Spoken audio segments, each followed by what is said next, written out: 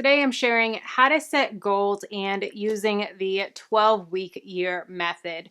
This book is a game changer. It truly changed how I set goals, how I think about goals, how I change my mindset on goals. Simply setting goals, it really starts to set the mind up subconsciously to work towards those goals and to achieve them. But when we aren't having a concrete plan, then it's almost like just throwing spaghetti against the wall. So yes, it's so much better to set goals than not set goals at all. But when you use a method like the 12-week year, it just catapults your success, and it's really going to help to keep you accountable, keep you on track. So many times you see in business that Q4 is the best quarter because deadline is on. They set these annual goals, and all year long they were thinking, oh, we have time, it's only July, we still have many more months, it's totally fine. And then Q4 comes and they're like, oh crap, we gotta hustle, we gotta get leads, we have to do all this stuff. So typically Q4 is the best quarter because of that urgency. So what the 12-week year does is it breaks down the year into 4 quarters, and each quarter, every 3 months, every 12 weeks, you treat as a year. So there's 12 weeks in a quarter, and each week is going to represent a month of the year. So you're really going to be in crunch mode that before you had a whole month to accomplish this goal, now you only have a week. So you have to make it count. You have to be clear, you have to be concise, and you need to be actionable. So I'm going to go through all the steps on how to do that. I also have a printable and a blog, so I'll have that all linked down below. But the free printable, it's going to be really help you to set it all up. I'm going to go over all that. Stay to the end. It'll be in the description box as well. Also take a second and comment, what is one goal that you're working on now? So if it's halfway through the year, or a business goal, or a money goal, or a health goal, comment down below. I'd love to hear from you, and also where you're at in achieving that goal. We've all heard of setting SMART goals, and SMART goals are so important to do, but honestly, they're not enough. Now, SMART goals, we still need to incorporate them into the 12-week year. So they need to be specific. They need to be measurable. They need to be attainable. They need to be realistic, and they need to be time bound. So that is a SMART acronym. And when we are just setting SMART goals, like I said, it just keeps it open-ending. And I noticed that in years past when I would set my SMART goals, I wasn't achieving them. And I think it was because I had these high hopes at the beginning of the year. They were awesome, and I was so excited and so pumped we were going to do them, but then I never checked in, and I never kept up with them. So that is why I created this printable, and that is why I really love the 12-week system, because it has you check in on your goal. So with this printable, the first thing is you're going to set 3 goals. Setting 3 goals is really important. You don't want to have too many goals where you're not focused and it's just so many ideas and it's great, you're pumped up, but you need to have 3 goals that you can specifically work on and have your focus not be spread too thin. So we're going to set the goal, and then we're also going to set the tactics. So the tactics are almost like your to-do list. So they are going to be, what are you going to do to achieve the goal? Oftentimes we just say, I want to lose 10 pounds. My goal is to lose 10 pounds. And you think just writing down goal of losing 10 pounds is going to help you to lose 10 pounds. I have learned the hard way that that is not the case. Okay, so the tactics are, what are we going to do to lose that 10 pounds? We are going to work out 3 times a week. We're going to track our calories. We are going to make sure that we drink enough water, X amount of ounces a day. We're going to make sure that we are getting 10,000 steps in. We're going to make sure that we're getting our sleep, because our sleep is very important for our health.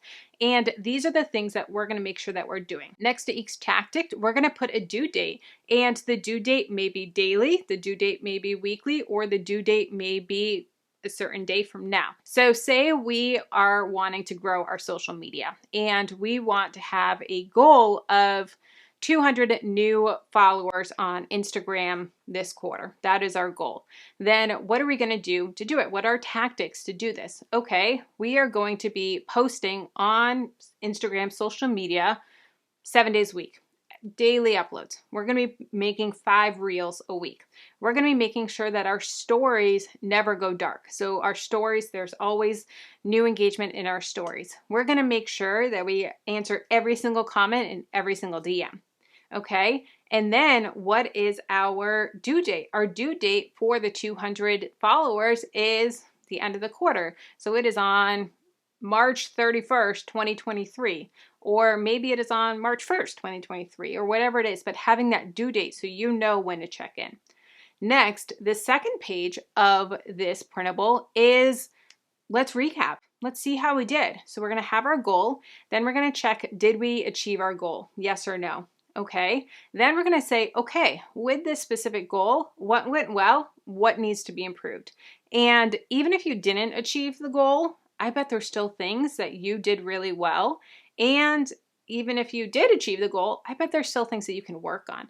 So take some time to reflect and write down, okay, what went well, what needs to be improved, and really just sit down and have a realistic moment with yourself and say, okay, this is what we need to improve. This is how we can work harder on it. And let's do this for next quarter. So in the next quarter, you may have the same goal. So maybe you want to hit another 200 followers, or maybe this one, you had 237 followers. Maybe this one, you want to do 400. You're like, you know what?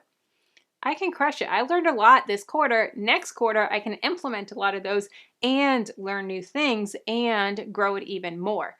So this quarter, we're going to up it to 400 followers, but we're going to take what we learned. So this one, maybe 5 reels isn't enough. I really saw a lot of growth from my Instagram when I was using reels. So I'm going to now do 7 reels a week. And I really noticed that I wasn't really using hashtags. I want to do some good hashtag research and use hashtags in my reels.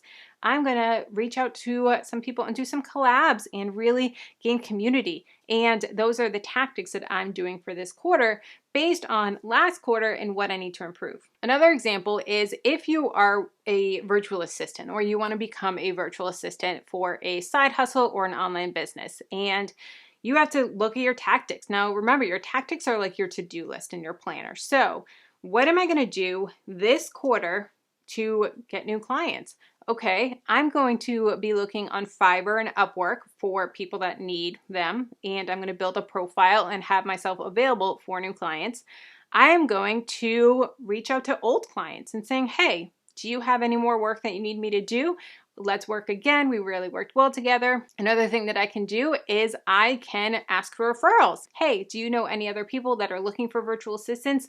Do you have a referral for me? And then another tactic is social media. Maybe on social media, you want to create some ads or you want to create some posts and get the word out there that you're available as a virtual assistant. So when you're creating your goal, you're going to create your tasks as well, your tactics, so that you know specifically this is what you need to work on to achieve your goal. Another thing to keep in mind when you are writing out your goals and when you're going through your calendar year. So what I do is I do a big overview for the year. So in January, I say, okay, these are the big goals that I want to achieve for the year. Let's break them down into the quarters. And what am I going to focus on in Q1? What am I going to focus on in Q2, 3, and 4? And that way I can visually see the year and make sure that I'm hitting it. Now, I do adjust for each quarter. I don't just set it all in January and then be like, okay, it's Q3. I need to follow what I said in January.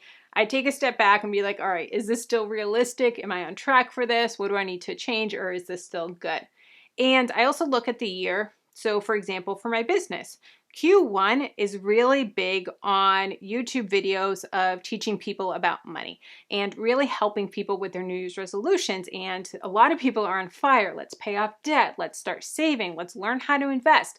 Let's do these things that I've been procrastinating all the previous year. I want to do it now. So I've noticed that in January, my views on my YouTube channel are a lot higher on those topics. So in Q1, I really focus on that type of content.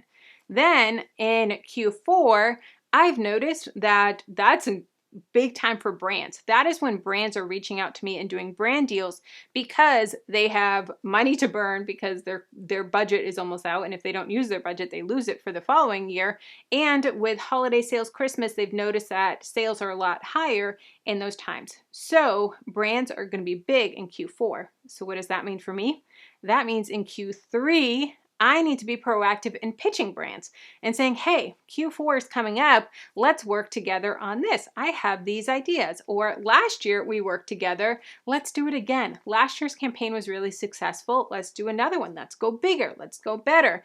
And so I know in Q3, I'm going to focus on pitching brands and working with brands and building that relationship with those brands so that in Q4, it's successful. Next, here are some of the things from the book 12-Week Year. And again, I'll have this link down below in the description. So good. I also have a free Audible for you. So if you want to listen to it instead of read it on Audible, I have a free, you can listen to it for free. So it'll be down below in the description.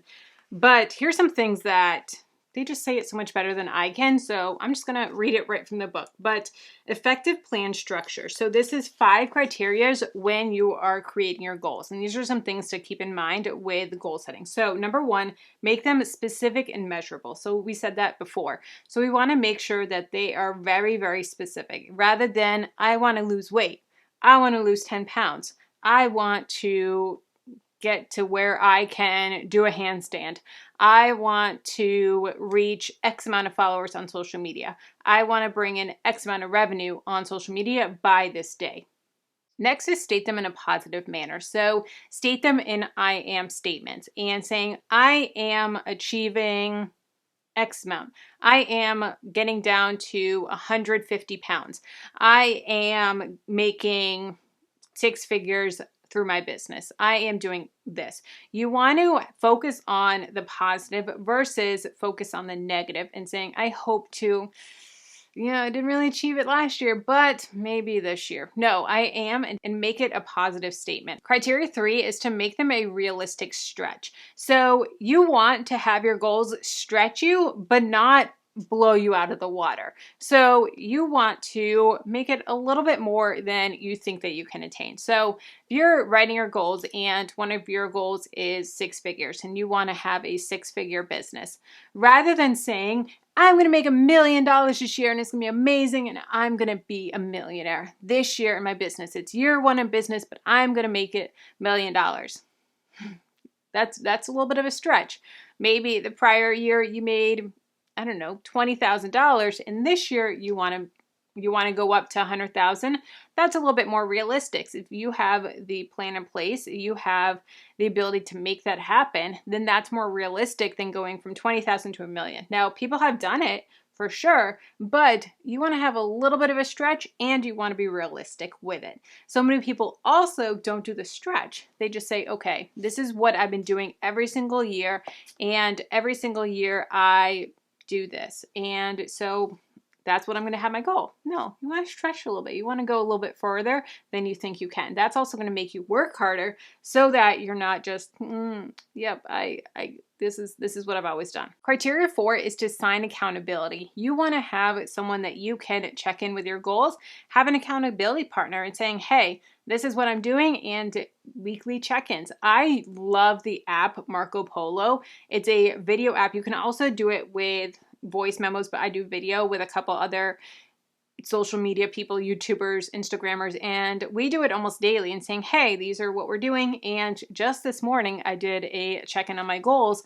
with Whitney Hansen. And I said, hey, Whitney, these are the 3 goals that I'm focusing on. What are you focusing on? And then we're going to keep each other accountable and check in. So have someone that you're going to be checking in with, keeping yourself accountable so that you're just like, yep, I made that goal, but no one knows I made that goal. So if no one knew about it, no one will know that I failed. So it's okay. It's okay. No, have accountability. Put your goal down below in the comment. I will keep you accountable. And if you put it out there for the internet, you got to do it, right? So comment down below. I really want to hear what your goal is for this year. Criteria 5 is to be time bound. Like we said, we are working with 12 weeks. We are going to make the most of those 12 weeks, and it is going to happen because we got a deadline. We gotta bust our butt. We gotta make it happen because we only have 12 weeks, not an indefinite amount of time. I loved this quote, and it's by George Patton, and he says, a good plan today is better than a perfect plan tomorrow. And I am so guilty of that, of just saying, oh, I'll plan it tomorrow. I'll do it tomorrow. Do it. Yeah, it's okay. I'll do it tomorrow. No, a good plan is better than a perfect plan, because oftentimes tomorrow you're not going to do it. You're going to say the next one. How many times have we said, I'll start my diet on Monday? No, start today. Figure out what you're doing today and not procrastinate until tomorrow or Monday. But it's going to be better today. This is something that I learned in school so many years ago, but it's just such a great reminder. And I'm sure we've all heard it, but it says, If you take time to plan before engaging with a complex task, you will reduce the overall time required to complete the task by 20%. That is such a great reminder. So many times we're like, oh, I don't have time to plan. Oh, I don't have time to do X, Y, and Z. So many people come to me with meal planning and meal prepping and saying, I don't have time to meal plan. I don't have time to meal prep. It takes so much time on Sundays. I don't have 3 hours to cook. That means you need to do it even more. That's what I tell people that need help with getting their grocery budget. If you think that you don't have enough time and you just can't do it, that means you need to do it even more. Doing that meal prep on Sunday is going to help you to save so much time during the week because you put the plan into place and because you did all the hard work up front. Now all you have to do is heat it up. Next are some common pitfalls. Now these are really important and really These kind of sting a little bit, but they're so important. So pitfall number 1 is your 12-week plan does not align with your long-term vision. So we need to make sure that we have our big goal, our big 5-year plan, 10-year plan, and that this aligns with that vision. So if our big plan is to someday quit our job and to do our business full time, then having goals that don't align with that maybe are career goals. Maybe your ultimate 5-year, 10-year goal is to quit your job and go full-time in your business. But your 12-week goal right now is to grow as a director in your company. That's an awesome goal, but it doesn't align with your long-term goals. So you want to make sure that the goals that you're working towards are ones that are going to help you long-term. Pitfall number 2 is you're not staying focused.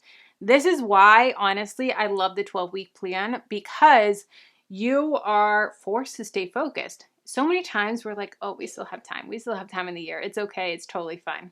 Well, with the 12-week plan, 12-week year, you don't have time. You got to do it. Every week is a month in a full year. So this really helps you to stay focused. Pitfall number 3 is you don't make the tough choices.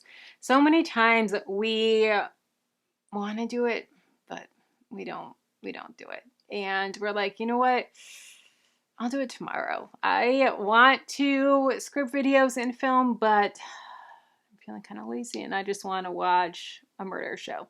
Or I just want to watch this Netflix show and, it's okay. I'll do it tomorrow. But making those tough choices and saying, you know what?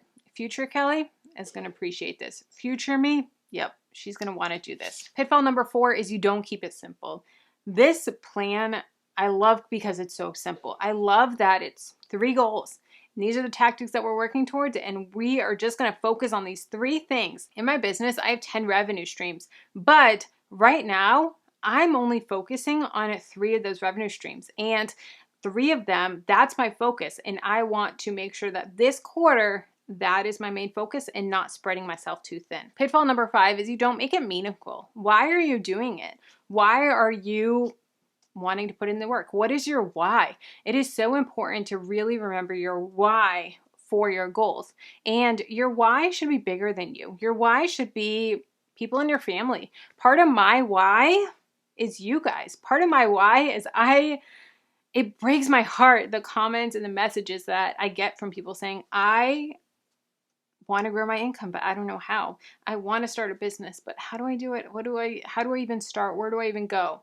That's why I'm doing this. That's why I'm helping you guys, because I want to help you achieve your goals and I want to help you change your life and to have the transformation that I've had. And it's so inspiring to me when I get those messages from you guys saying, Kelly, like, you explained this in a way that no one else could. You really helped me believe in myself. And I've had people that have been that for me, so I want to be that for you.